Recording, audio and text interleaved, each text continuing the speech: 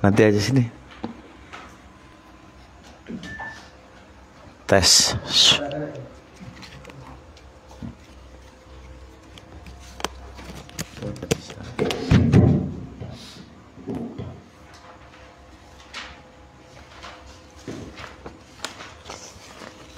Dua aja, Pak. Bismillahirrahmanirrahim.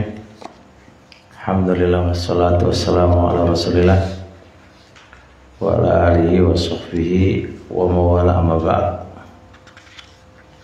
Sampai ke halaman berapa, Pak? Berapa? 26 nggih. Nanya, menuju bukan nah menuju Pak. Nggih. Limadza kahana kufur nggih. Tayyib.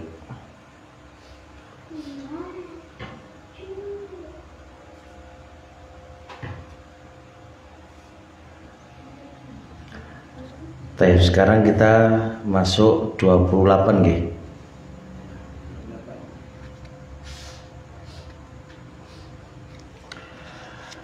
Bismillahirrahmanirrahim.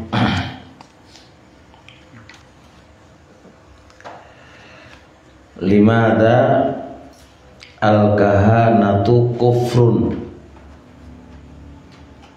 Kenapa perdukunan itu adalah sebuah kekufuran? Kenapa perdukunan itu sebuah kekufuran?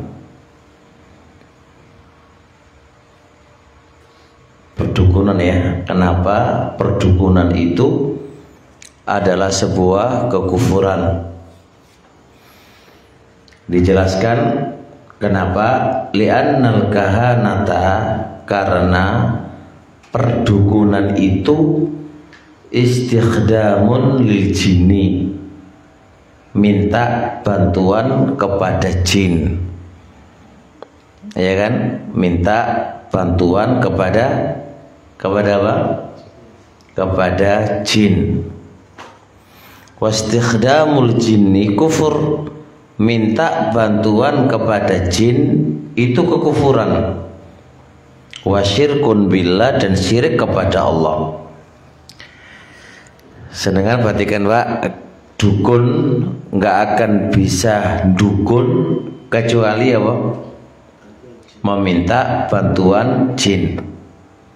Dan meminta bantuan jin itu kesyirikan. Kok bisa kesyirikan? Dijelaskan setelahnya. Karena kalau nggak dijelaskan setelahnya, pasti orang bingung. Masa minta jin, minta tolong jin dihukumi syirik, gimana itu kan? Ya kan? Itu pasti pertanyaan yang susah dijawab. Tapi dijelaskan, lianna istikhdamal jin, karena meminta bantuan jin, la yakunu, nggak mungkin bisa illa bi ayyataqarraba, kecuali manusia tadi harus mendekatkan diri kepada jin. Itu penting. Jadi kenapa meminta tolong kepada jin itu dihukumi syirik dan kufur? Soalnya jin gak bakal bantu kita kecuali ada imbalan. Nah, imbalannya apa? Kita harus mendekatkan diri kita kepadanya. Dengan cara apa? Bisyai'in minal ibadati, dengan melakukan suatu ibadah. Itu masalahnya. Sedangkan ibadah itu untuk siapa? Nah, jadi jin itu pinter, Pak. Orang kok membantu lillahi ta'ala, ngono gak. Itu pasti ada imbalan. Nah, imbalannya itu masalah. Karena imbalannya itu berbentuk kita harus menyekutukan Allah dulu gitu loh. Contoh kayak apa? Falkuhanu, tes. Baterainya habis aja. Nyala kok. Falkuhanu, maka para dukun-dukun itu untuk dia bisa menjadi dukun, la buddha harus ayataqarrabu, mereka mendekatkan diri mereka kepada jin. Dengan cara apa? Bibadil ibadat, dengan melakukan ritual-ritual ibadah. Jadi ada ritual-ritual ibadahnya. Kayak contoh, imma bidzabhi, nyembelih bukan selain Allah, atas nama mereka.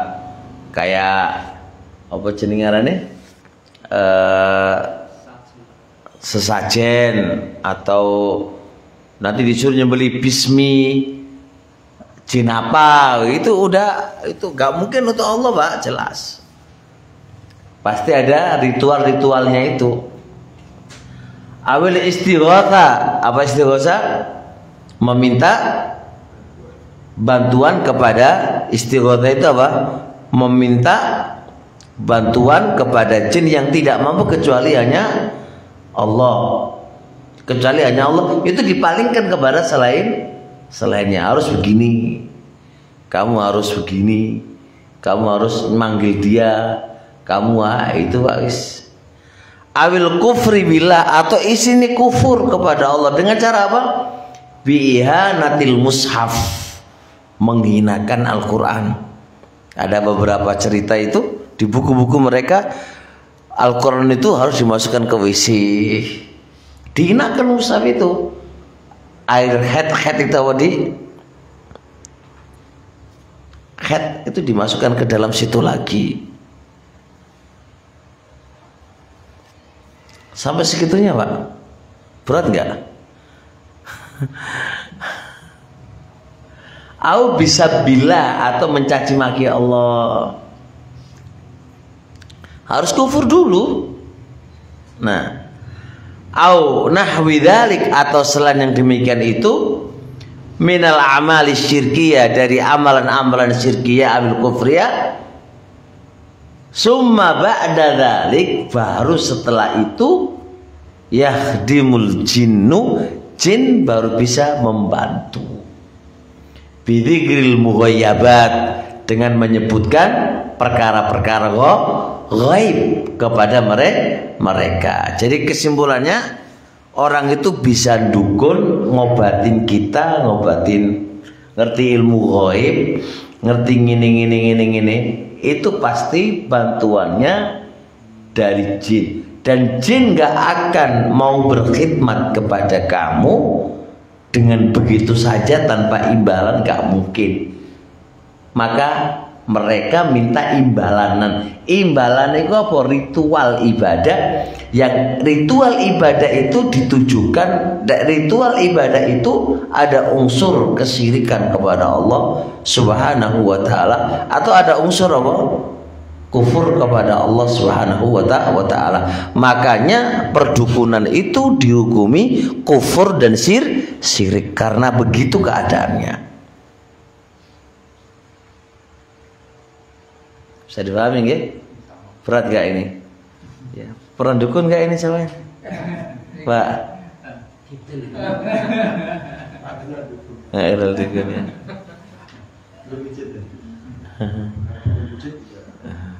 Jadi gitu ya. Jadi ya mau nggak mau ya harus dipahami. Ya memang begitu keadaan dukun kayak gitu, itu perdukunan kayak gitu itu. Jangan dibantah, dukun itu hanya nipu-nipu aja, nipu-nipu terserah, yang penting dukun itu ada, dan itu bantuannya adalah bantuan jin. Jadi jangan dipahami dengan penyulap terus kemudian menghantam ini terus kita terinspirasi, mari ngono kita mengatakan dukun itu adalah kebohongan aja. Enggak, dukun itu ya bener ada. Bahwa urusan A, B, C itu bohong, wis iku urusan dia kan. Tapi kan perdukunan itu tetap ada. Dia mau menyantet A, menyantet B, itu tetap ada. Hukum santet, hukum mencihir itu tetap ada. Zaman Nabi ilmu-ilmu gini tetap sudah ada di zaman dulu. Nabi kena sihir gak? Iya kan? Nah itu tetap ada. Terusnya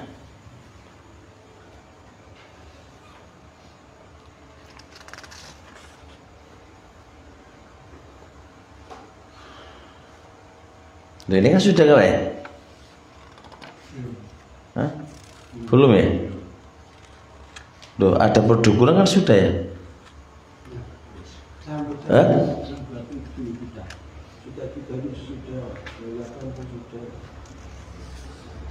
Sudah 28 sudah ya? Terus sekarang apa hukum mendatangi dukun sudah kan? Iya sudah ya?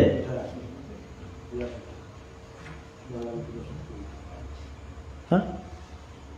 Belum mendatangi dukun, Belum kan? belum. Benar Pak. Oh bener ya? Benar. Taib. Jadi kesimpulannya kalau antum ditanya jangan ewa-ewa lo ya. Kan mereka akan berdiskusi. Karena mereka kan mendiskusi antum loh. Kok iso jaluk dukun itu dihukumi kufur terus jadi kok iso coba? Antum kan nggak tahu jawabannya. Jadi kita jawabannya karena Anda sudah punya syarat dan transaksi antara kamu dengan jin itu apa. Itu baru bisa cerita gitu. Dan memang begitu di kitab-kitab begitu. Ya, memang begitu. Terusnya, ma hukmu ityanil kahin awil arraf. Apa hukum mendatangi dukun dan peramal? Apa hukum mendatangi dukun dan peramal? Bedanya peramal kalau dukun apa? Kalau peramal mengarah ke nasib. Terus apa nih? Mengarah ke ya peramal itu ya memprediksi gini 2000 sekian begini terus apa mana kalau kamu nanti nikah gini akan begini ada peramal.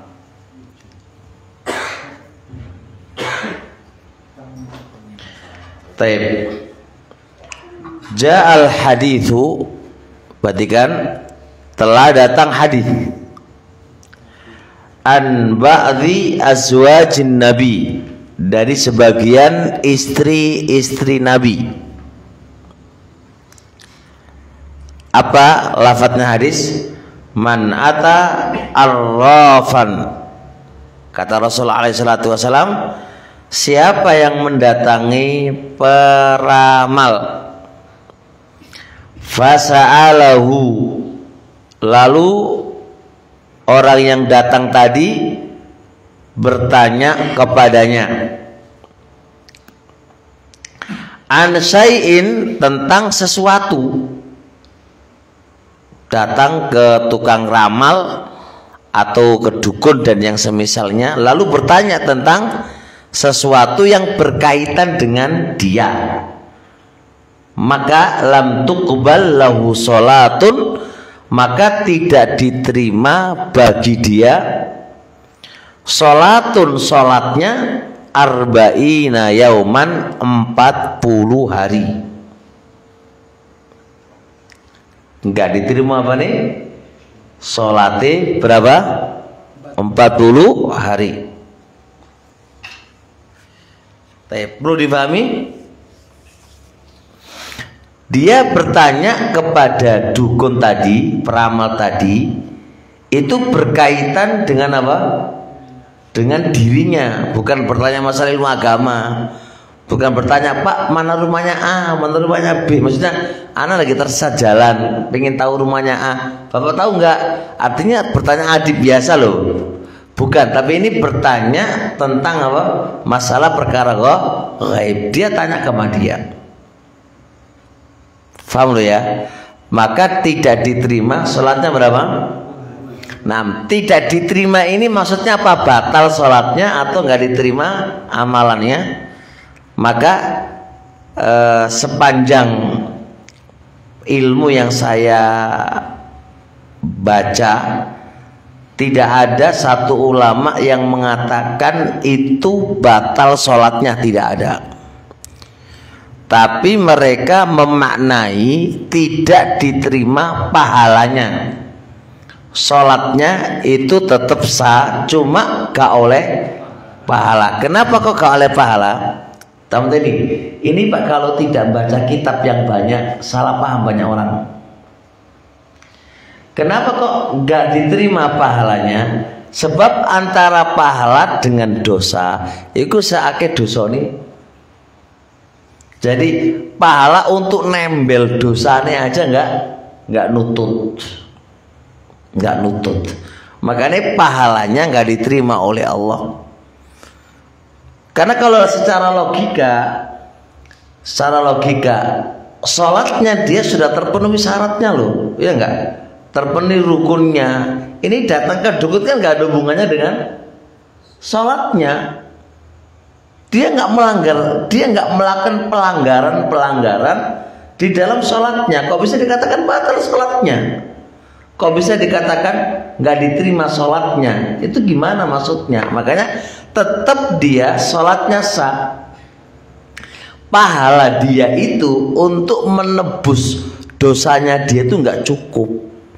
Makanya dibahasakan oleh Rasul nggak diterima pahala sholatnya.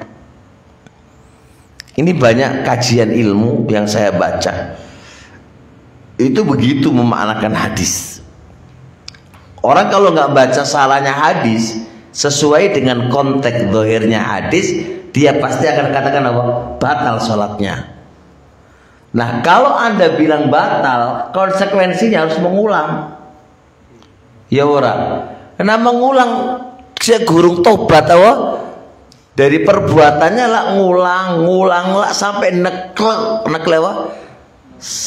sampai pedot sikilmu ya orang bakal diterima oleh Allah. Nah gimana memahami kayak gitu itu? Itu nggak tepat cara memahami, orang tepat orang tepat. Sama dengan orang yang lewati sholat di depan. Apa itu?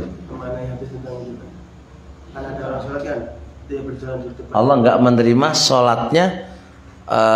sholatnya orang yang itu nggak diterima pahalanya, nggih, mboten batal. Jadi bahasa Arab Allah nggak nerima sholatnya itu bisa bermakna tidak sah dan bisa bermakna pahalanya yang nggak diterima. Lihat konteksnya. Kalau hadis Allah nggak menerima la yaqbalullahu sholata ahadikum idza ahdatha. Allah tuh nggak nerima sholatnya salah satu di antara kalian ketika dia berhadas sampai dia berwudu. Ini nggak terima apanya? Nggak sah karena wudu syaratnya sholat. Makanya kalau dia sholat nggak berwudu batal nggak? Batal. Ini tepat. Soalnya wudu syaratnya sholat. Nah, kalau tidak mendatangi dukun itu syaratnya sholat gak ada di buku-buku tuh, gak ada, Pak. Dan ini masya Allah ya, ancaman bagi orang yang mendatangi peramal dan bertanya tentang perkara gaib. Sholatnya nggak diterima, sholatnya pahala sholatnya selama 40 hari tidak diterima oleh Allah. Nggak boleh ngomong ini, daripada nggak diterima pahalai mendingan nggak sholat, tambah ajur, kau tambah ajur. Wis ora sholat untuk nembel dosamu iku ora ono kanggone nembel. Tambah dua kali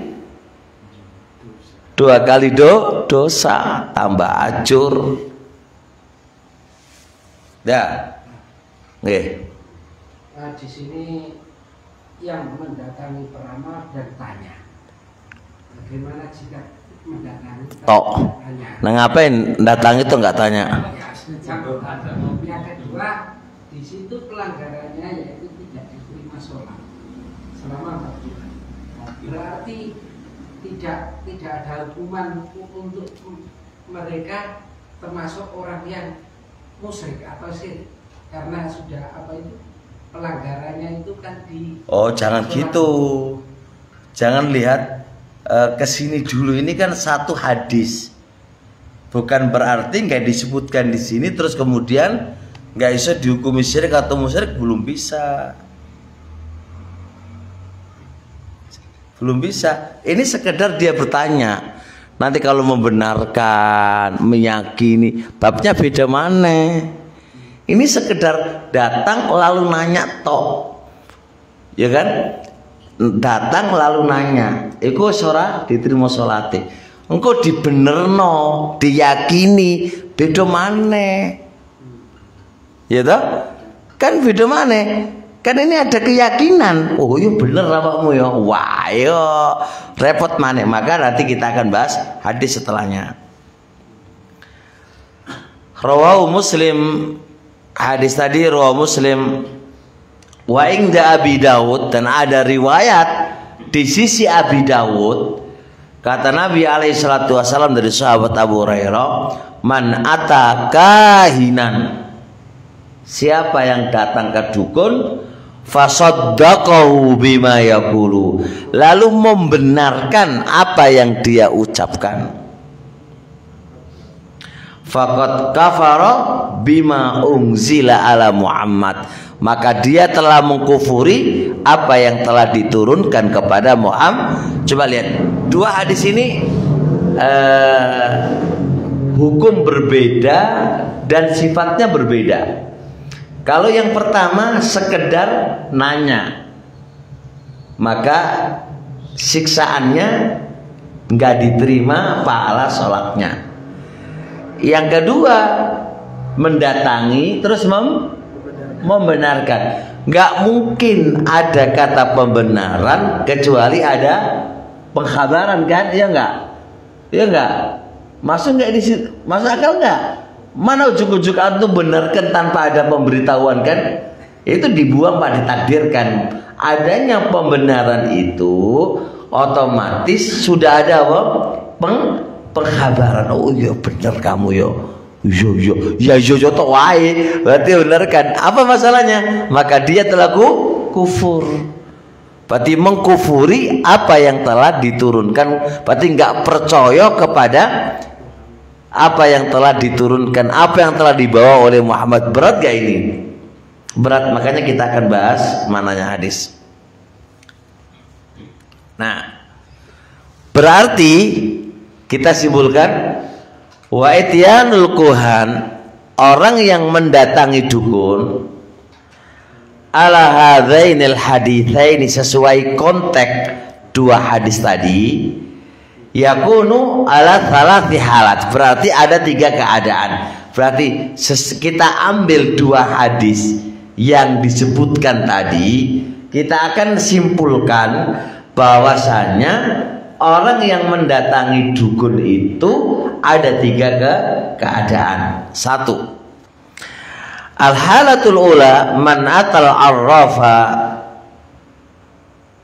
barang siapa yang mendatangi peramal, fasa'alahu, lalu dia bertanya kepadanya, an syai'in, tentang sesuatu, raghbatan fil ittila', tujuannya, keinginannya pengen ngerti apakah dia peramal apa enggak, hatta yatahaqqaqa, sampai terwujud bahwasanya itu adalah peramal, maka boleh. Artinya dia datang kepadanya bukan untuk minta fatwa, bukan minta ramal, tapi dia pengen menguji ini kira-kira bener peramal apa ora gitu loh. Udah enggak? Betul nggak? Betul ya?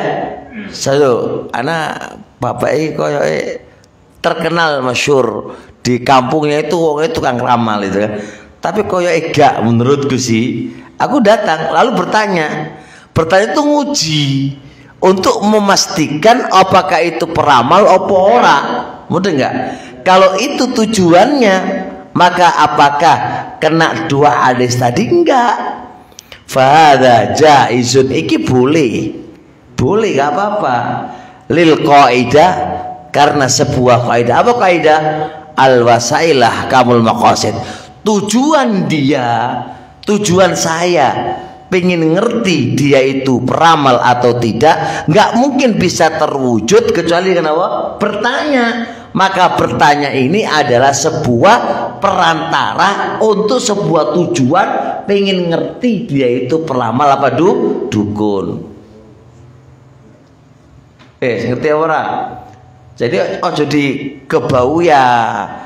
Pokoknya untuk neng dukun itu berarti get wae, dihukumi wae kan. Lihat tujuan dia apa gitu kan. Lihat tujuan dia itu apa. Nah, ini kalau ngetes apa?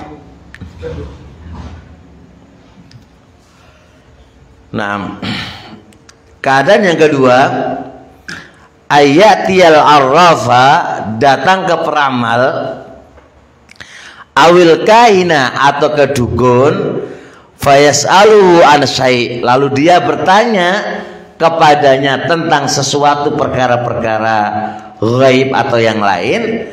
Summa saddaqahu bima yaqul, lalu dia benarkan terhadap apa yang dia katakan, dan memang dia ingin tahu, maksudnya mau diamalkan sama dia gitu loh. Kalau tadi ngetes, kalau ini apa pengen diamalkan, dan memang diamalkan.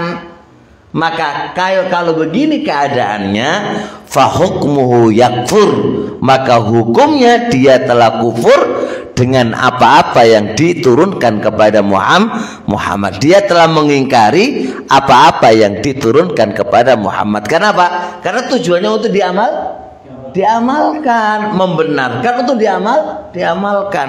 Kalau tadi nggak diamalkan emang. Jelas ya insyaallah. Apa ini berlaku untuk tayangan televisi semacam peramal-peramal atau zodiak, baca majalah zodiak? Terakhir dulu.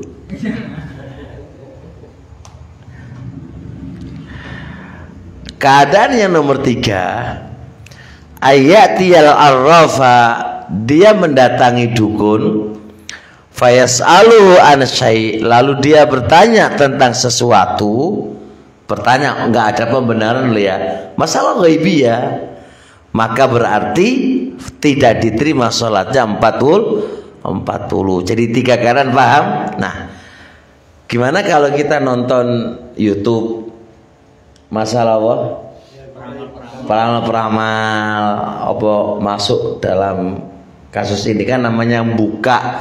Kalau model dulu mendatangi, saya kira apa? Buka, delok YouTube buka. Iku podo apa ora? Sebagian ulama Syekh Shalih Fauzan memasukkan sama, Pak. Berarti ojo delok peramal itu beliau. Tapi kalau anak pribadi ini, Pak, anak pribadi, aku masih berat. Kenapa kok berat? Kalau kita nyetel nonton itu kita nggak ada unsur bertanya, paham kan? Konteksnya hadis kan apa? Lalu bertanya.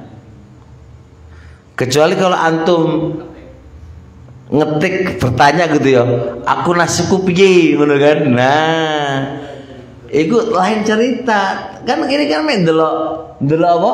Gayae apa? Dukun iku piye kan wong delok perdukunan itu kan macem-macem. Ada yang memang pengen delok gaya dukun iku piye atau piye kan, mosok ngono dihukumi dengan hadis ini berat. Jadi saya bilang ini lama-lama lu niat sesuai dengan niatnya. Nggak bisa dihukumi langsung sama. Soalnya berat loh. Kan konteksnya hadis kan mendatangi dan bertanya, atau mendatangi, bertanya dan membenarkan. Ya saiki nggak mendatangi, tapi mendatangi HP kan. Oke, mendatangi HP. Tapi kan Anda nggak bertanya. Nah, ya masuk. Lalu membenarkan masuk. Makanya ojo benerno. Wah iya bener iki yo. Bener ya. Oh, dukun kok dibenerno. Ana wong datang ke dukun mari ngono, epek wong ngene. Oh iya bener juga ya. Makanya hati-hati, makanya permasalahannya ojo nonton koyok ngono iku mau. Soalnya hati manusia ini apa? Nah, kujuk-kujuk antum koyok-koyok gak percaya di awal, tapi ndelok mari dari percaya lah wis piye kan ngono kan. Dan memang terjadi kan, mana ada sekarang televisi TV. Apa jenenge wong matu urip maneh, ya kan?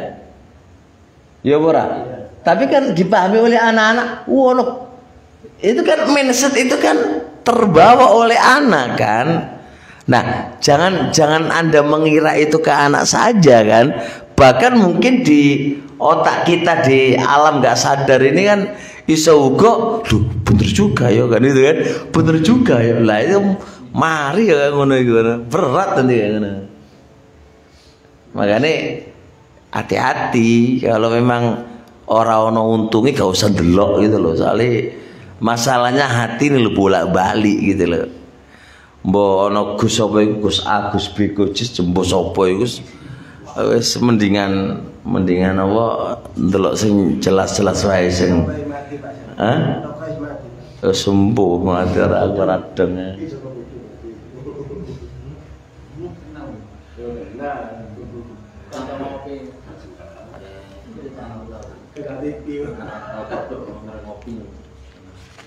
Terusnya Pak saya tanya. Nggih. Sebentar Pak. Ini tadi kan mbak dukun. Nah, sebagian besar umat Islam kan tertipu dengan baju. Ada yang dukun putih, ada yang dukun hitam. Sebenarnya karakter khusus seorang dukun seperti apa? Kan ada sebagian orang itu dia itu pakaiannya biasa, tapi dia itu merasa tahu sesuatu yang goib. Nah itu bisa dikatakan seorang beramal atau dukun. Sebenarnya cara nitene gampang. Manusia itu pada dasarnya gak ngerti ilmu gaib. Ya ora? Mbok putih, mbok hitam, mbok merah, mbok apa itu gak ngerti ilmu gaib. Wa ma ya'lamul ghaiba illallah. Sing ngerti ilmu gaib kan Allah kan. Ya enggak? Terus ana wong ngomong aku ngerti ilmu gaib. Berarti apa yang Anda namai dia? Isa uga dia itu gila. Ya kan? Ya berah. Oh gendeng ya ngomong gendeng. Atau dia itu waras. Kalau waras teko ndi kok ngerti? Otomatis bantuan teko jin. Mbok jin putih, mbok jin merah, mbok jin opo, pokoknya jin. Gitu loh. Pak. Tapi dia tidak merasa dibantu jin. Nah itu kan gaya dewi toh. Makanya kan ada istilahnya gini, anak itu nggak merasa dibantu. Pada dasarnya jin itu sudah masuk dalam tubuhnya dia. Orang ini kalau diruqyah lah metu kabeh jin itu. Memang dia nggak merasa minta kan ada istilahnya apa? Jin itu sudah masuk dalam tubuhnya dia karena nasab atau karena apa? Sehingga jin itu dari nasab orang tua yang itu ada nasabnya masuklah ke anaknya. Iya ya. Ya indigo itu kan itu semisalnya itu kan nasab. Dan itu pasti ada perjanjian yang sudah dari bapak dan nenek moyang kita. Makanya dia nggak merasa kalau aku ngerti ilmu gaib gini nggak merasa dia karena dia nggak merasa menjadi dukun kan itu. Tapi itu jin sudah nempel ada di dia. Itu awalnya nggak ada masalah, tapi giwinin taat lah berat. Karena nggak mungkin jin itu dikiwi taat apa? Nggak mungkin. Dan itu pasti di efek samping akhir iman dasi loro wae. Itu udah jelas. Ahlu ruqyah sudah puluhan tahun mengatasi yang demikian ini, itu udah puluhan tahun. Di masa-masa muda kok orang masalah, tapi pasti orang yang pernah membantu kita terus kita nggak mau melayani dia ya gak iso, pasti akan terkena sakit kayak atau apa, kalau kita bikin taat kepada Allah udah otomatis. Gitu loh, bisa pahami? Jadi ada orang bilang itu malaikat yang ngasih ghaib. Ya mana malaikat nempel nang awakmu? Kalau malaikat nempel nang awakmu iku ya awakmu ku wong saleh tenan. Terus dari mana kalau Anda malaikat? Nggak ada ceritanya malaikat nempel kita itu ora ono Pak didalili. Jin ya sing wake nempel nang kita. Tapi malaikat nempel ke kita itu mana dalilnya? Nabi malaikat ora nempel Nabi Muhammad kok kita ditempeli malaikat, kok lucu banget. Ya. Tentang makna ghaib yang sebenarnya ya. Soalnya selama ini kami di masyarakat itu bahwa ghaib itu tahu tentang jin saja. Enggak. Ghaib itu kan sesuatu yang tidak dilihat oleh kita. Barang kita hilang, kan kita nggak ngelihat. Tiba-tiba ada orang, saya tahu di sana. Dari mana dia tahu? Atau yang namanya dukun itu dia punya kemampuan yang tidak normalnya orang itu punya kemampuan. Contoh, mangan apa? Mangan beling. Itu kan gak lumrah, masa manusia mangan beling terus gak apa-apa. Mau cari pakai apa aja, mau penyulam, mau pakai opo. Pokoknya kalau itu mangan apa? Beling, bu gayamu kaya piye wae. Ono teori, teori bohongan semuanya itu. Kalau saya bilang, ya pasti ada ilmu setannya lah. Kok bilang gak ada itu gimana? Kan gak masuk di akal toh, mangan beling terus gak luka. Ya benar. Coba kita pakai akal yang normal. Gitu aja. Jadi jangan dipahami dukun itu hanya sebatas di bab masalah ghaibiyah saja. Dia punya kekuatan yang di luar normalnya manusia. Jangan dibilang itu karomah. Karena orang bilang kan karomah itu. Karomah itu nggak bisa didatangkan sesuai keinginan kita. Karomah itu datang tiba-tiba, kita itu nggak sadar dan nggak tahu. Lo karomah kita yang menyetir. Lihat lucu karomah kok kita yang menyetir. Iku duduk karomah bro. Iku berarti teko dukun. Iku teko jin yang kamu nyetir dia. Kalau karomah itu nggak bisa kita setir. Tapi selama ini orang-orang macam itu kan percayaan bahwa itu karomah. Nah, karena bodoh nggak ngerti. Apa definisi karomah itu apa? Oh. Nyamar. Lah kalau karomah kita nyetir lo enak, Pak. Karomah itu kan pemberian Allah kepada hamba. Nah, kalau pemberiannya Allah kepada hamba, kita yang nyetir, berarti ente nyetir Allah. Raisalah. Kita itu ya wong ngaji lah, ngaji kok coba bodoh-bodoh banget lah. Pakai otak yang lumrah-lumrah aja lah. Tahu dibohongi yang itu kok gelem ae piye. Bagaimana kalau kita bermakmum sama orang tersebut? Lihat, dia itu kafir apa enggak? Kalau belum kafir berarti sah. Tinggal itunya. Karena dia kan pelaku.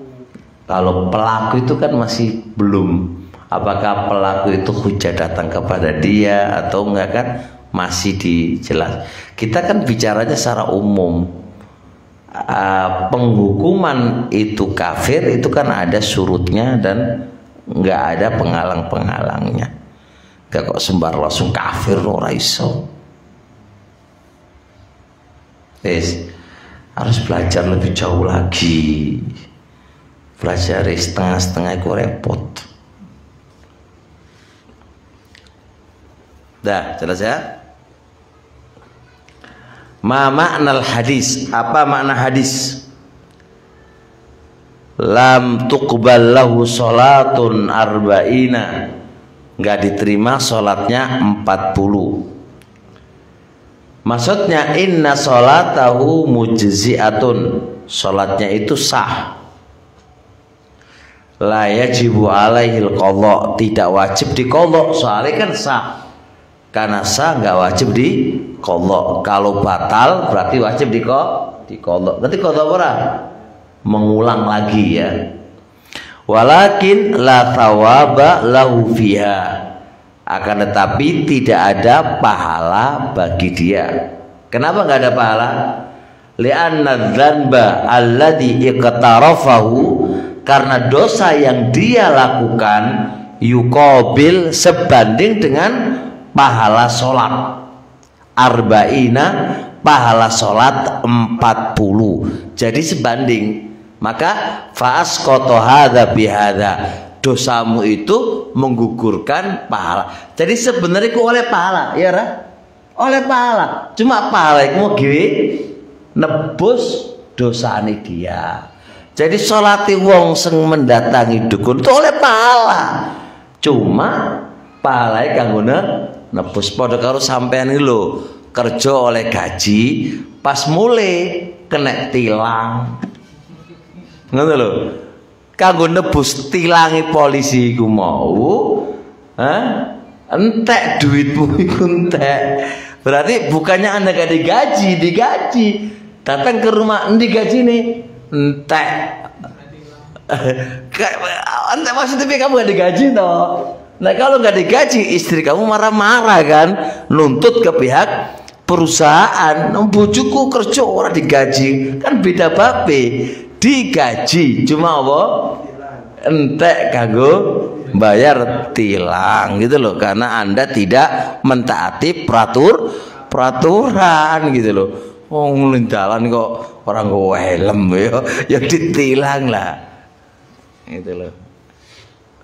Babnya kan beda, babnya itu beda. Wes. Itu tentang sholatnya itu sholat wajib saja apa sholat? Semuanya. Total 40 dino. Mau sholat wajib, sholat sunnah, sholat beragadak itu. Oh, kanggo niku mau lho ora cukup. Tapi aja ngomong wis mendingan gak sholat. Ayo repot tuh. Harus cergep sholat sekali apa? Kanggo nembel ngono kan. Kuwatir engko nang gak ketembel iki lho. Iya. Terus yang kedua, apa makna kufur dengan apa-apa yang dibawa oleh Muhammad? Maksudnya kufur ini apa? Kan kufur ada kufur kecil, kufur besar. Ini ada 3 pendapat di antara para ulama. Ada yang mengatakan itu kufur kecil. Ada yang mengatakan itu kufur besar. Ada yang mengatakan tawakuf, gak tahu mana yang paling kuat ini. Pokoknya kufur. Dia telah mengkufuri apa yang dibawa oleh Nabi Muhammad. Nah kufur ini kufur apa? Kufur besar apa kufur kecil? Itu 2 pendapat di antara mereka. Pendapat ketiga tawakuf, nggak ngerti mana yang paling yang dimaukan Nabi itu mana. Berat gak ini? Kalau kufur kecil kasih mending ya. Nah kata kufur gede lah, jadi kafir lah, repot iki. Karena nggak ada keterangan yang lebih gamblang. Sebagian para ulama mengatakan apa? Mbuh yang mana ini nggak tahu gitu loh, Pak. Tawakuf.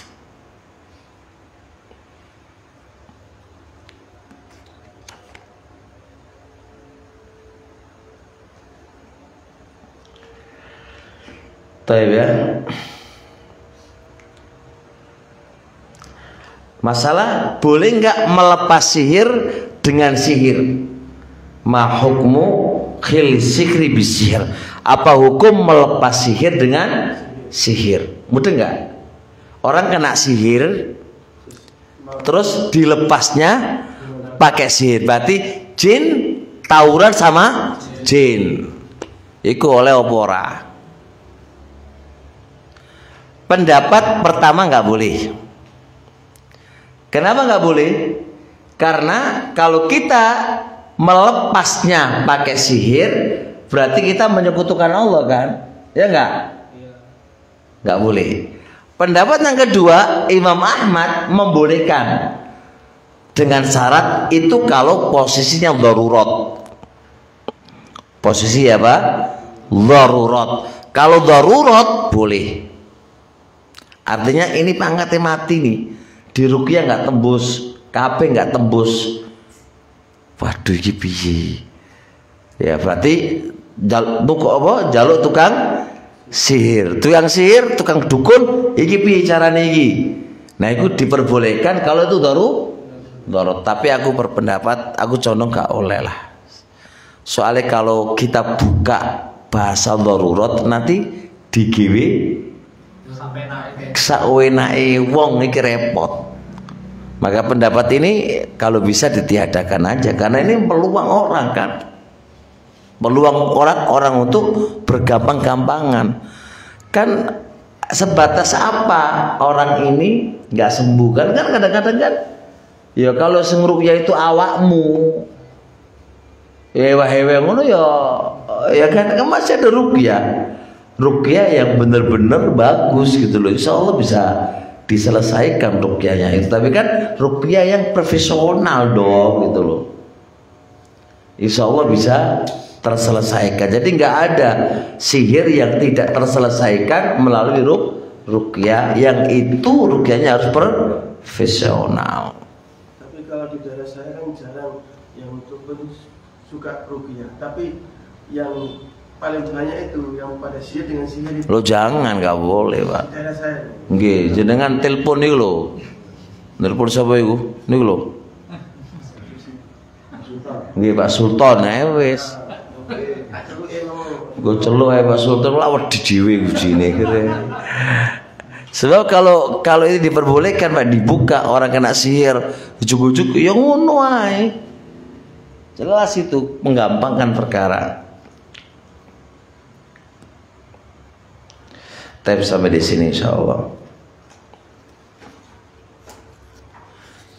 Kok Mas Tiaro lagi ya? Dulu kan sudah bertiara kan? Nah kok Mana tiara sekarang? 31? Kalau saya tiara lagi ada Iya. juga ada. Di sana pun ada juga ini. Tiara juga. Tangjim kan? Iya. Ini juga ada tiara juga ada. Oh. Ya udah. Cuma tulisannya itu ada di tengah ada sini ada udah itu. Ada. Ini tiara kan? Iya.